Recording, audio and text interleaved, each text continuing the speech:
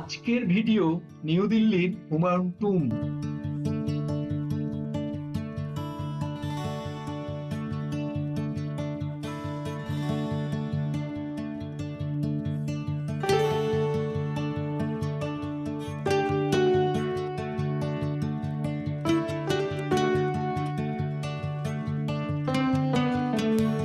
এই ভিডিওতেই রয়েছে ঈশা খানস গার্ডেন টুম্ব, রয়েছে নীল গুম্ফা বা ব্লু ডুম। এই হুমায়ুন টুম্বের অ্যাড্রেস হলো খান মার্কেটের কাছে, জংপুরা, মথুরা রোড, নিজামুদ্দিন, নিউ দিল্লি 110013 তে। এটি হলো মথুরা রোড এবং লোধি রোডের সংযোগস্থলে অবস্থিত, হযরত নিজামুদ্দিন দরগার উল্টো দিকে। আজকের ভিডিওর বিষয়বস্তু হলো দিল্লির হুমায়ুন টুম্ব। এই হুমায়ুন টুম্বের এন্ট্রি ফি হলো 40 টাকা, আর অনলাইনে 35 টাকা। আপনারা যদি অনলাইনে টিকিট কাটেন তাহলে 5 টাকা ছাড় পাবেন, আর ফরেনারদের জন্য 600 টাকা অথবা 550 টাকা অনলাইনে। টিকিট কাউন্টারের পাশে রয়েছে ক্লক রুম, আপনারা প্রয়োজনীয় জিনিস জমা রাখতে পারেন। আমরা টোকেন পেয়ে গেছি টিকিট কেটে, এবার আমরা ভেতরে প্রবেশ করব। গেটের দিকে আমরা এগিয়ে যাব। পাশেই রয়েছে স্ক্যান অ্যান্ড পে, আপনারা স্ক্যান করেও পেমেন্ট করতে পারেন। যাই হোক, আমরা এখন গেটের দিকে এগিয়ে যাব। আর আপনাদের জানিয়ে দিচ্ছি, এখানকার নিয়ারেস্ট মেট্রো স্টেশন হলো JLN স্টেডিয়াম মেট্রো স্টেশন। এখান থেকে 1 কিলোমিটার দূরে। আমি এই স্টেডিয়ামে নেমে তারপর 1 কিলোমিটার অটোতে চলে এসেছি। আমার ভাড়া নিয়েছে 100 টাকা। এই গেটে ক্যামেরা এবং ছোট ব্যাগ অ্যালাউ করছে। পাশেই রয়েছে হুমায়ুন মিউজিয়াম, 50 টাকা মাত্র টিকিট, কিন্তু সোমবার সম্পূর্ণ বন্ধ বলে আমাদের দেখা হলো না। আমাদের ডান দিকে রয়েছে ঈশা খানস গার্ডেন টুম্ব। এই ঈশা খানের টুম্ব তৈরি হয়েছিল 1547 থেকে 1548 সালের মধ্যে, আর হুমায়ুন টুম্ব তৈরি হয়েছিল এর 14 বছর পর 1562 থেকে 1591। জানা যায় এই অষ্টভুজাকৃতি সমাধিটিতে ছাউনি আছে, চকচকে টালি আছে এবং জালির পর্দার আকারে যে আলাদা আলাদা অলঙ্কার রয়েছে, তা সমস্ত কিছুই ঈশা খান তার জীবদ্দশায় তৈরি করে গিয়েছিলেন। ঈশা খান তার মৃত্যুর 10 বছর আগে এই সমাধিসৌধটি এবং ডান দিকের এই মসজিদটি দুটোই তৈরি করে গেছিলেন, এবং ঈশা খান নিয়োজিত ছিলেন আফগান সুর রাজবংশের একজন সভাসদ।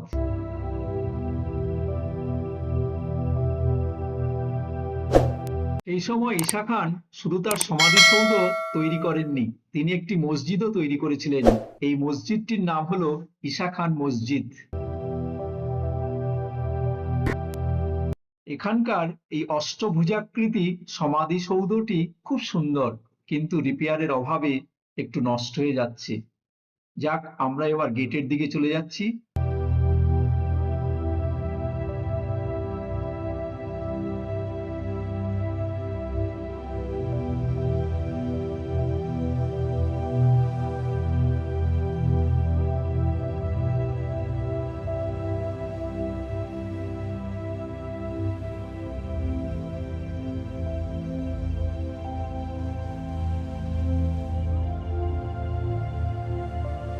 এটা হলো আরব সারাই গেটওয়ে, চলুন ভেতরে গিয়ে দেখিনি কি আছে ভেতরে।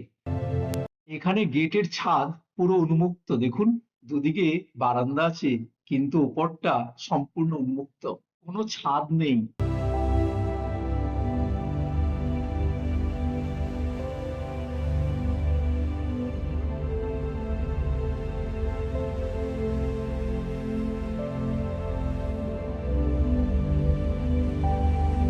এখানে রয়েছে আফসার ওয়ালার সমাধি। ভিতরে সমস্ত কিছু সংরক্ষণের অভাবে নষ্ট হয়ে যাচ্ছে। আমাদের এই গেটের বাঁ দিকে রয়েছে খুব সুন্দর সুন্দর পোস্টার, পর্যটকদের আকর্ষণ করবার জন্য খুব সুন্দর ব্যবস্থা।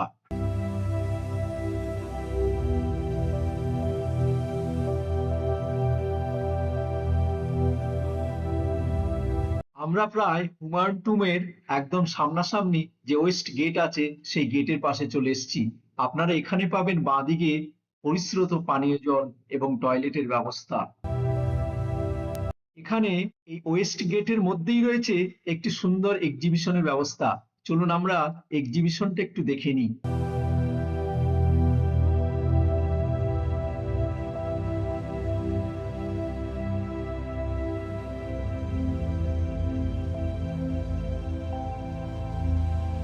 এখানে পাশাপাশি রেখে দেখলাম ড্রোন শট এবং আমাদের তোলা ছবি। এখানকার এক্সিবিশনটা খুব সুন্দর করে সাজানো গোছানো, খুব ভালো লাগলো।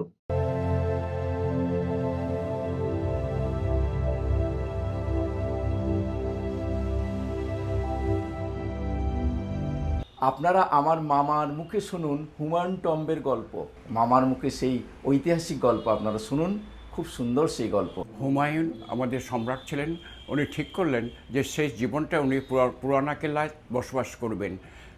সেই জন্য তিনি ওখানেই ছিলেন এবং ওখানেই শেষ নিঃশ্বাস ত্যাগ করেন। তখনও হুমায়ুন তখন পুরানা কেল্লা আশেপাশে কোথাও ওনার সমাধি দেওয়া হয়েছিল। তারপরে যখন আকবর বাদশাহ হলেন, পুরো ভারতবর্ষের যখন উনি সম্রাট হয়ে দাঁড়ালেন, তখন একদিন ওনার মা ওনাকে বলল যে তোমার বাবা হুমায়ুনের কবরটা বড় অবজ্ঞার সঙ্গে বাইরে পড়ে আছে, তার জন্য তুমি একটা টম্ব তৈরি করো যাতে ওর কবরটা ওখানে স্থানান্তরিত করা হয়। আচ্ছা মামা, তাহলে ওর মার কথা শুনেই সুন্দর হুমায়ুন টম্ব তৈরি হয়েছিল? তখন মাকে খুশি করার জন্য আকবর এই হুমায়ুন স্টোনটা তৈরি করেছিলেন এবং সমাধিটা ওখান থেকে তুলে নিয়ে এসে এই হুমায়ুন স্টোনে রাখা হয়। তখন ওনার মা বললেন যে আমি এখানেই সেই জীবনটা কাটাবো। তখন আকবর ওর মায়ের জন্য মসজিদ তৈরি করে দিল, যেখানে উনি সেই জীবনটা ছিলেন। ওই মসজিদটা হুমায়ুন স্টোনের সাথেই লাগানো রয়েছে। এবং ওর মা মারা যাওয়ার পর তারপর সমাধি ওখানেই দিয়েছিল, কবরটা হয়তো ওখানেই দিয়েছে।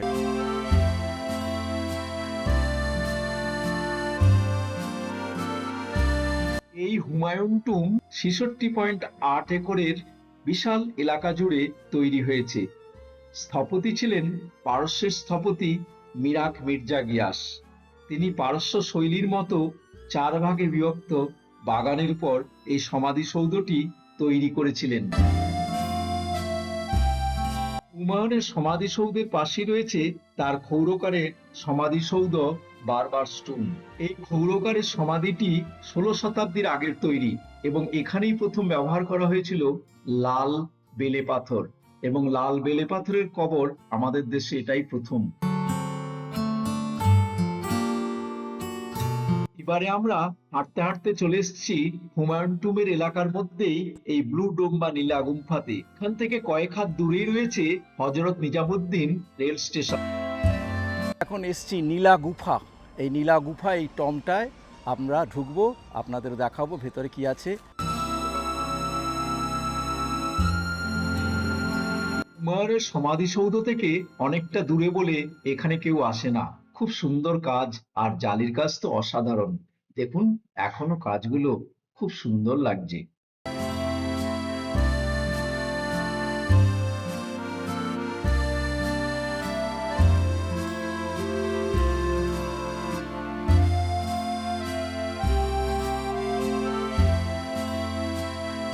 আমার বাঁ দিকেই রয়েছে হযরত নিজামুদ্দিন রেল স্টেশন। ট্রেন যাচ্ছে দেখুন।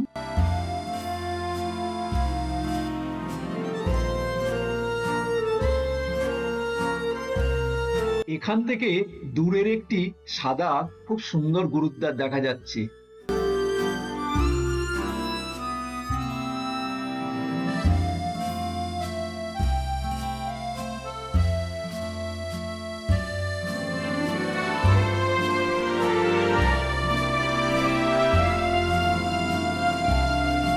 এখানে রয়েছে একটি বড় কুয়ো।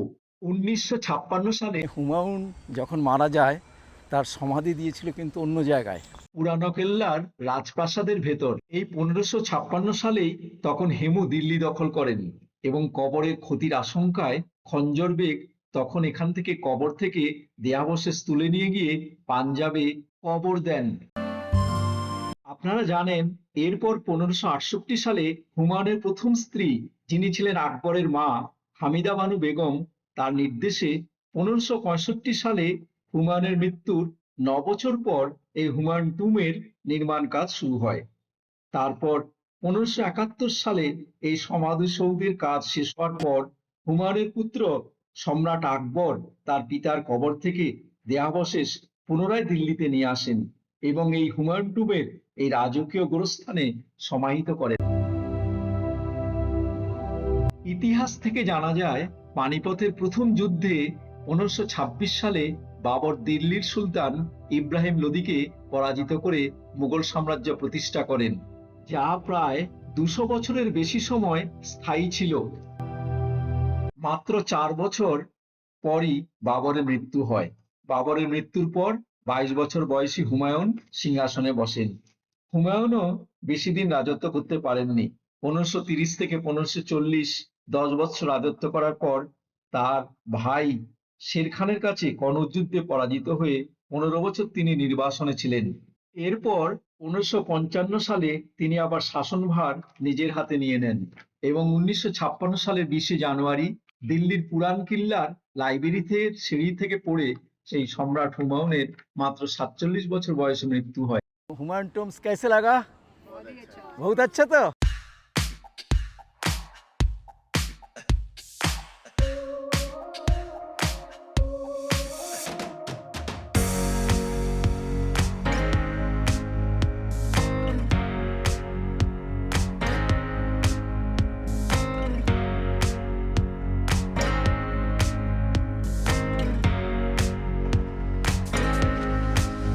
এখানেই হুমায়ুনের কবর দেওয়া হয়েছিল। এটা হুমায়ুনের সমাধি বা কবর যা বলেন। হুমায়ুন টম্বসের আসল যে সেন্টার পয়েন্ট এটাই।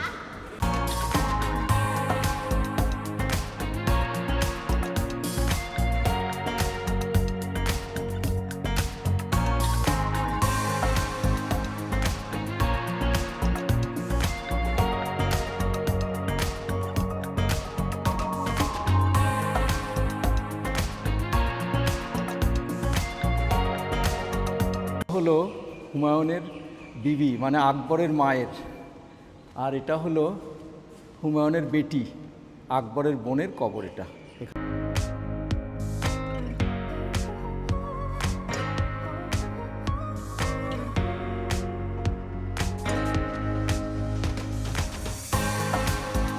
এই ঘরে পরপর 3টি কবর আছে, তবে কবর কার সেটা কোথাও লেখা না থাকলেও এটা বলা যায় যে হুমায়ুনের প্রথমা স্ত্রী যিনি ছিলেন বেগা বেগম এই হুমায়ুন টম্ব তৈরির পেছনে অক্লান্ত পরিশ্রম করেছিলেন। তার কবর এখানেই আছে এবং শাহজাহানের বড় ছেলে দারা শিকো তারও কবর এখানেই আছে।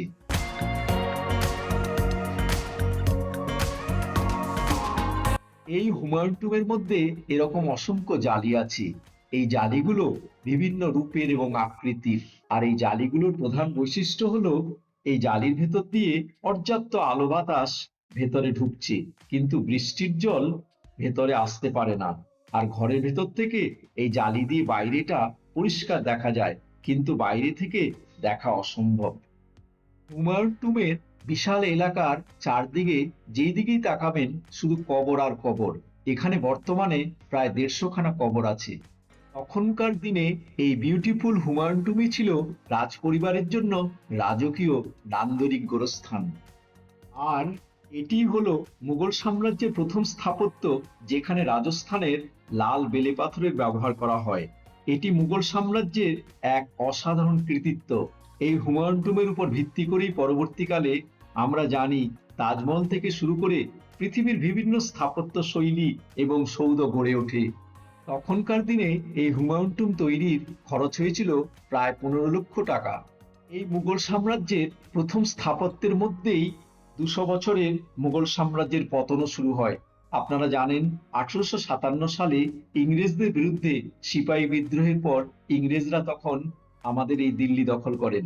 শেষ মুঘল সম্রাট বাহাদুর শাহ জাফর এখানে এসে আশ্রয় নিয়েছিলেন এবং এখান থেকেই লেফটেন্যান্ট হাডসন তাকে বন্দী করেন। এরপর লালকেল্লায় বিচার করে সম্রাট বাহাদুর শাহ জাফরকে রেঙ্গুনে নির্বাসনে পাঠিয়ে ব্রিটিশরা সম্পূর্ণ দিল্লি দখল করে নেয়।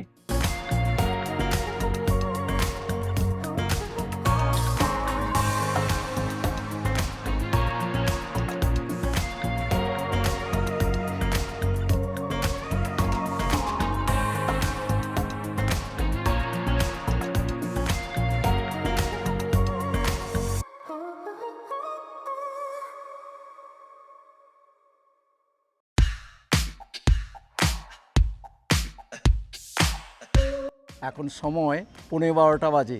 এখন সূর্যের আলো নেই, কিন্তু এখানে হিউমিডিটি প্রচুর।